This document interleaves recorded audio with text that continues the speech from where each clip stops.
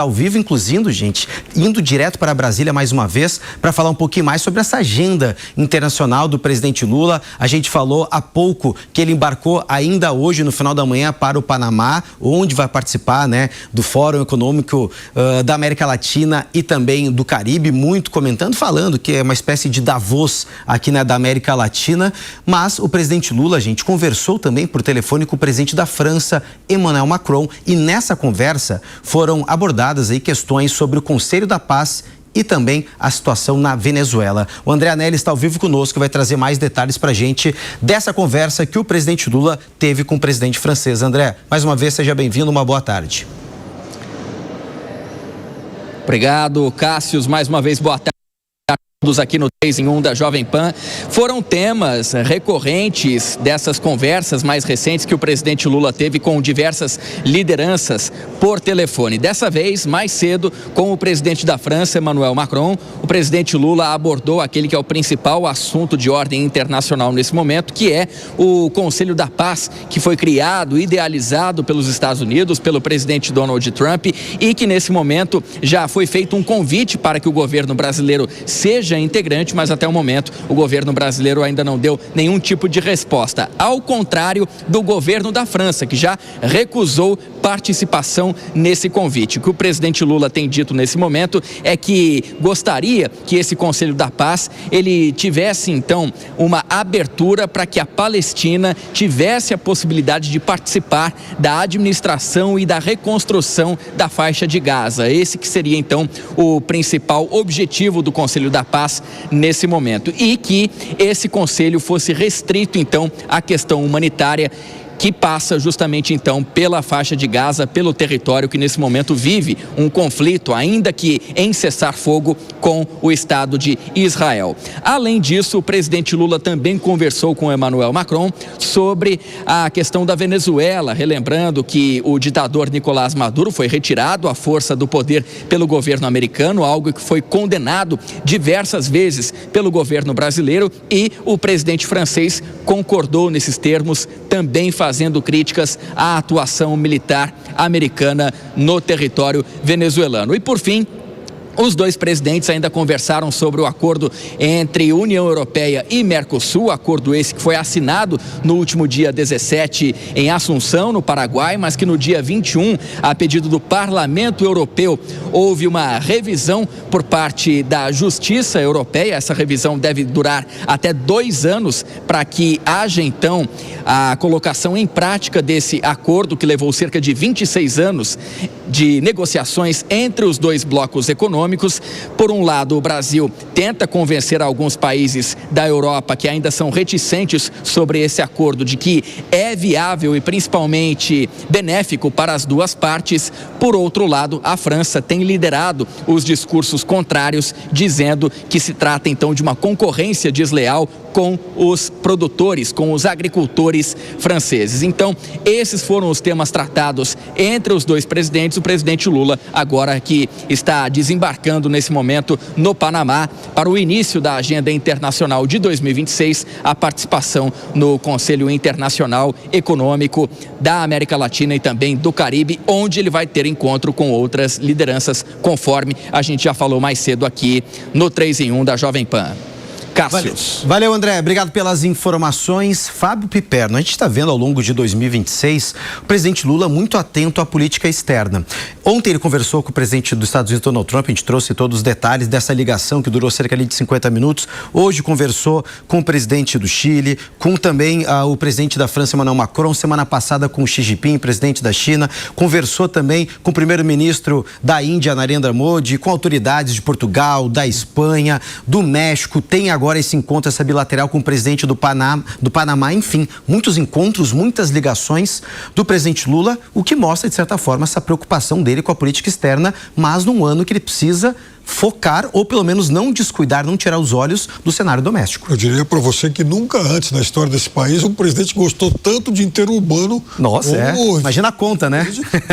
Porque nesses últimos tempos, só nesse ano, né? Além desses todos que você... Olha, já conversou com o Xi Jinping, já conversou com o Putin, a gente falou outro dia, né? Enfim, que você citou agora, a conversa dele com o Trump.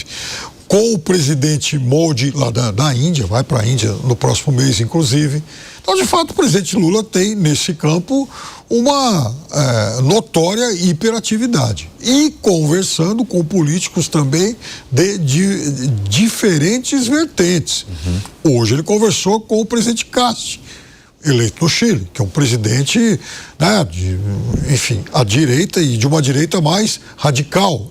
Ele tem laços pessoais sólidos com o presidente Modi, que é um presidente à direita. Ele tem talvez como grande parceiro nessas relações internacionais o presidente Macron, um político mais ao centro. E para não falar da turma da esquerda. Então, é claro também que os temas são múltiplos e é muito importante o Brasil estar participando deles, estar inserido nisso. E o Brasil tem uma questão muito urgente para ontem, que é o tema Mercosul. E que talvez seja o único que, de fato, opõe o presidente Lula do presidente Macron. Agora, nos últimos tempos, que surgiu também, com muito mais de gravidade, a questão venezuelana. E aí, o que nós vamos fazer? Porque uma coisa é a Venezuela correr riscos, ela está ameaçada, viver sob uma ditadura e tal. A outra é a Venezuela, de fato, ser alvo de uma ação externa. Como é que, então, nós vamos nos comportar a partir disso? Essa ação externa, ela vai ser restrita ao que aconteceu na Venezuela ou ela vai, de fato, se tornar uma estratégia a ponto de atingir, enfim, a Groenlândia, quem sabe o Canadá, país da África, do Irã? Então, é óbvio que essas lideranças, nesse momento, têm que conversar e muito. Política também foi feito para isso. Ô Zé Maria Trindade, eu gostaria de ouvir também você, porque o Piperno tocou, né, na questão da Venezuela, tocou também no acordo de livre comércio do Mercosul com a União Europeia, mas eu gostaria de focar com você, Zé Maria, em relação ao Conselho da Paz, porque a França foi o primeiro país que rejeitou o convite que foi feito pelo presidente dos Estados Unidos a integrar, né, esse Conselho da Paz na reconstrução da faixa de Gaza e até o momento a diplomacia brasileira, ou pelo menos o governo federal, por meio do Itamaraty, não se manifestou. Ainda está estudando, é um assunto que requer muita cautela, precisa ali equilibrar os pratos, colocar na balança qual seria a melhor estratégia, aceitar este convite ou recusar. O Brasil está buscando, talvez, Zé Maria, uma saída à francesa? Pois é, Cássio, é uma situação muito complexa, né? E vou te dizer, muito importante, o presidente Lula, o governo brasileiro, né, está diante de uma decisão muito importante aí sobre aceitar ou não esse convite, de que forma aceitar e de que forma recusar. Ele não pode fazer muito movimento, né? Uma certa vez, no atraso de posse do presidente dos Estados Unidos, me disseram alguns embaixadores, olha, lá nos Estados Unidos o presidente da República não é como no Brasil, o presidencialismo lá é mais congressual, mais empresarial, todos estariam lá nos Estados Unidos mais preocupados sobre uma instabilidade numa grande empresa, por exemplo, né, do que exatamente na presidência. E veio o Donald Trump mostrando que não, ocupou a presidência dos Estados Unidos de uma forma muito forte, né? Eu sei que o Alan acha que ele está errando, mas eu acho que ele é um grande presidente e vai ficar na história dos Estados Unidos. Lembrando sempre que Donald Trump é presidente dos Estados Unidos. Ele está mostrando, no primeiro mandato, ele apontou, né, que a China estava passando na frente dos Estados Unidos. A China já está na frente em alguns setores e alguns dados econômicos, né? Mas os Estados Unidos ainda é o grande poder bélico do mundo, ainda é um grande poder econômico do mundo, mas virou um entreposto. O entreposto acabou de mercadorias com o comércio direto através da internet e assim por diante, né? Então agora é preciso fazer esta rearrumação. E ele não acredita, o presidente Donald Trump, nos organismos internacionais. Vai implodir todos. Então, diante disso, a América Latina está sendo disputada.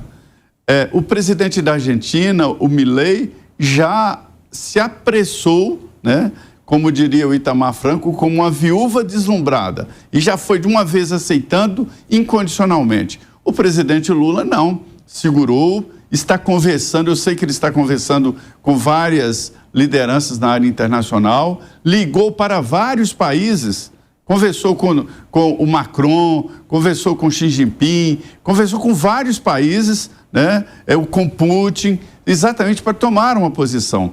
E a posição vai ser condicionante, tipo, nós aceitamos nessas e nessas condições. Ele não pode rejeitar, porque existem pendências firmes e sérias a fazer. Então, o Brasil está se valorizando com esse retardo na decisão e não pode ser uma negativa abrupta, porque seria um rompimento ali muito sério, e também não pode ser a história da viúva deslumbrada de cair nos braços desta nova entidade aí, que estão dizendo que é a ONU 2. Vamos dar agora o direito de resposta para o Langani, que já está se coçando aqui na cadeira, querendo responder o Zé Maria Trindade. Olha só, Zé, me permita discordar de você, meu amigo. Eu acho que ele fez um bom primeiro governo. Um bom primeiro governo, eu concordo. Ele não comprou muitas brigas geopolíticas, foi muito cauteloso nesse sentido. Economia, ele fez um bom trabalho. Agora, no segundo governo, ele coloca tarifas protecionistas que até agora não trouxeram nenhum benefício para os Estados Unidos, não reindustrializaram, né? Não teve um ganho expressivo de recursos de entrada que vai resolver o déficit fiscal. Muito pelo contrário, o que ele fez foi aproximar países buscando alianças comerciais. Então acabou até gerando, né, nesse sentido, uma globalização para outros países, o que foi ótimo para outros países. Então, Brasil acelerou lá o acordo com a União Europeia. O Canadá está pensando em fazer um acordo de livre comércio com a China. Quer dizer, o país que é vizinho dele, aliado histórico, ele jogou no colo da China. A Índia, um acordo de livre... Pode falar, Zé. O presidente Donald Trump vai ficar na história dos Estados Unidos. Ele interrompeu um processo de parasitagem dos Estados Unidos. Eu li um livro de uma repórter dizendo o seguinte: ela ficou 1 ano sem comprar produto chinês nos Estados Unidos e narra horrores. E falava, presente para aniversário de criança, nem pensar. Eu fui nos Estados Unidos e lá eles têm um hábito de dar presentes, canetas com a bandeira dos Estados Unidos, a bandeirinha. E as canetas com bandeira, a bandeira dos Estados Unidos, ela é made in China. Quer dizer, ele interrompeu, ele apontou o dedo, Zé, havia uma parasitagem silenciosa e agora Zé, ele apontou e está lutando em campo aberto. Zé, peraí. Os Estados Unidos fomentam um modelo econômico liberal, vendem esse modelo para o resto do mundo, mandam as suas próprias... mandam as suas próprias empresas para a China. Quer dizer, ninguém obrigou a empresa americana a ir para a China. Eles vão lá porque é mais barato produzir. A China vende para os consumidores norte-americanos a preços muito baixos. Os consumidores norte-americanos ficam satisfeitos porque os preços são muito baixos. A China, com excedente de dólares vendidos, né, exportados para os Estados Unidos, pega esse excedente, financia a dívida norte-americana. Os Estados Unidos, com isso, tem praticamente uma máquina de cartão de crédito na mão para financiar a Seguridade Social, para financiar a operação militar, para financiar compra de casas. O americano médio não precisa poupar, porque o mundo poupa pelos Estados Unidos. E aí você me diz o seguinte, que os Estados Unidos saíram prejudicados nessa? Dani, o processo natural, se não houvesse o Donald Trump, seria a China dominar o mundo economicamente e militarmente. Todo mundo se esqueceu que a China está se armando. A China tem armas poderosas de destruição em massa. Os Estados Unidos nem sabem.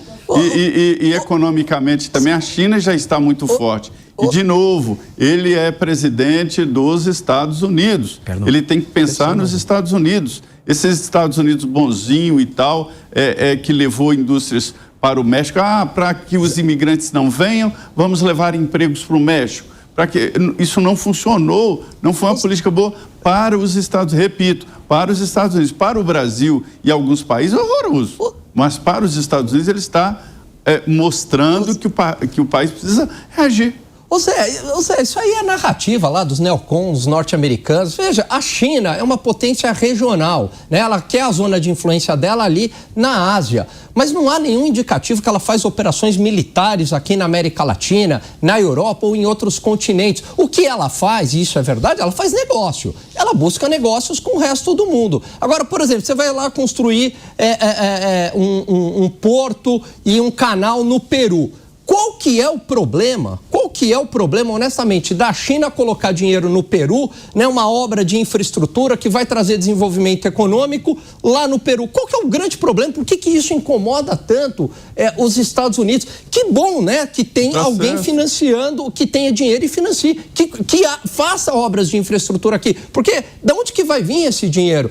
Então existe essa narrativa sempre de que a China e a Rússia são sempre uma grande ameaça. E isso vai contra, Zé, inclusive a promessa de campanha de Donald Trump.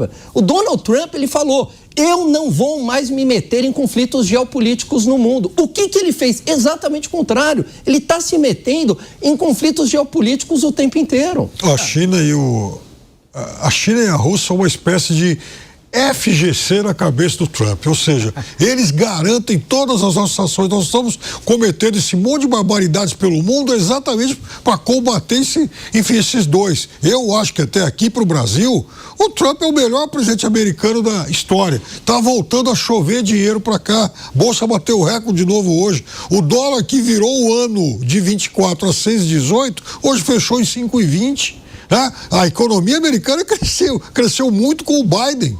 A economia chinesa teve o maior superávit da sua história no primeiro ano de Trump. Mais de $1 trilhão. E vai continuar assim porque ele está, inclusive... Veja, a Suíça adotou lá, eu esqueci a frase, mas enfim, a frase é: não consuma produtos americanos. Ele está conseguindo aumentar o anti-americanismo pelo mundo. Claro, inclusive a discussão, gente, não é só sobre, né, os objetivos de Donald Trump, mas a forma, o jeito, a maneira que toma essas ações. A gente estava discutindo aqui em relação, a Langani também levantou a bandeira da questão dele ser resolutivo nos conflitos, se meter, né, nos conflitos. O Donald Trump tem a narrativa dele, dizendo que ele vai resolver os problemas, já acabou ali com cerca de 8, 9 guerras pelo mundo, desde que assumiu. A gente sabe que ele está em tratativas, na tentativa também de resolver o problema, chegar a um acordo de paz no leste europeu, entre Rússia e Ucrânia, com o Conselho da Paz em relação ao envolvimento também da reconstrução de Gaza, mas até o momento tudo muito de forma incipiente, né, Langani?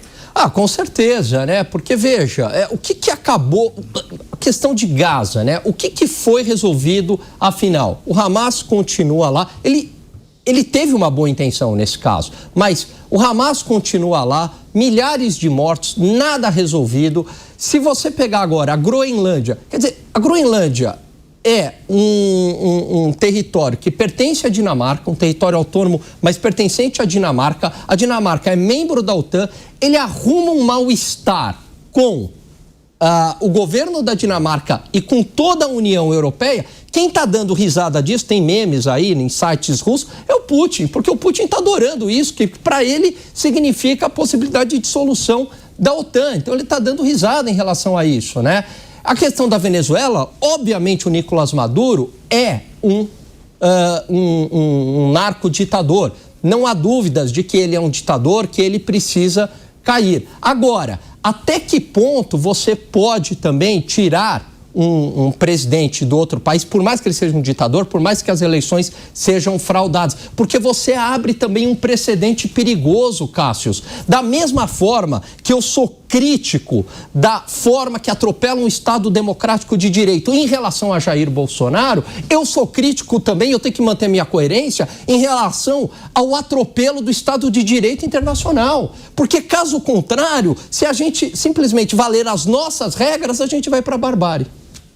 Perfeito, gente. Vamos seguir girando aqui o nosso 3 em 1, voltando com os destaques do cenário nacional, porque após uma evolução nas pesquisas de intenções de voto, o senador Flávio Bolsonaro ainda enfrenta algumas dificuldades para solidificar a sua pré-candidatura à presidência da República. Nosso repórter Matheus Dias está ao vivo conosco, vai trazer mais detalhes sobre esses desafios. Matheus, o filho 01 do ex-presidente Jair Bolsonaro ainda não encontrou um marqueteiro para a campanha dele para o Palácio do Planalto, né? Traz mais detalhes para a gente.